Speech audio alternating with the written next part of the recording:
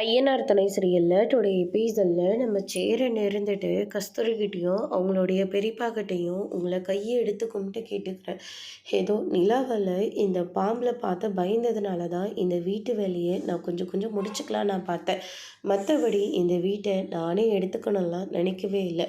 இது என்னைக்கு தீர்ப்பு வருதோ அன்னைக்கு வரட்டும். தயவு செஞ்சு இன்னைக்கு விட்டுருங்க. திடீர்னு காலி பண்ண சொன்னால் நாங்கள் எங்கே தான் போவோம் அப்படின்ற மாதிரி சொல்கிறாங்க.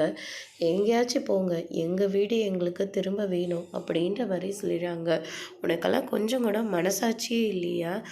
நாங்களும் உங்கள் அண்ணன் பிள்ளைங்க தானே, எதுக்காக இப்படிலாம் பண்ணிக்கிட்டு இருக்கீங்க? இதே எங்கள் அம்மாவை இருந்திருந்தா இப்படியெல்லாம் நீங்கள் இங்கே பண்ணியிருப்பீங்களா? இல்லை அவங்க தான் பண்ணியிருக்க விட்டுருப்பாங்களா? அப்படின்னு சொல்லிட்டு சோழன், பாண்டியன் இவங்க எல்லாருமே கேட்டுக்கிட்டு இருக்காங்க. அதுக்கடுத்ததாக கஸ்தூரி இருந்துட்டு, எங்களை என்னெல்லாம் சொன்னீங்க? உங்கள் அப்பா என்னடானாக்கா எல்லாத்தையும் குடிச்சு அழிச்சிட்டு இருக்கிறதே இந்த வீடு மட்டும்தான், இந்த வீடியும் ஆட்டையை போடலான்னு பார்த்துக்கிட்டு இருக்கான். பத்தாவதுக்கு எங்கள் அண்ணனையும் பிடிச்சி கீழே தள்ளி விடுறான், என்னையும் பிடிச்சி கீழே தள்ளி விட்டுட்ருக்கான். உங்களுக்காக நாங்கள் இறக்கப்பட்டு எல்லாத்தையும் எங்களை இழக்க சொல்கிறீங்களா? அதெல்லாம் எங்களால் முடியாது, வெளியே போங்கன்னா போங்க அப்படின்ற மாதிரியே சொல்லிடுறாங்க. இதை கேட்டோன்னே சேரன் எல்லாம் பயங்கரமாக ஷாக் ஆகுறாங்க.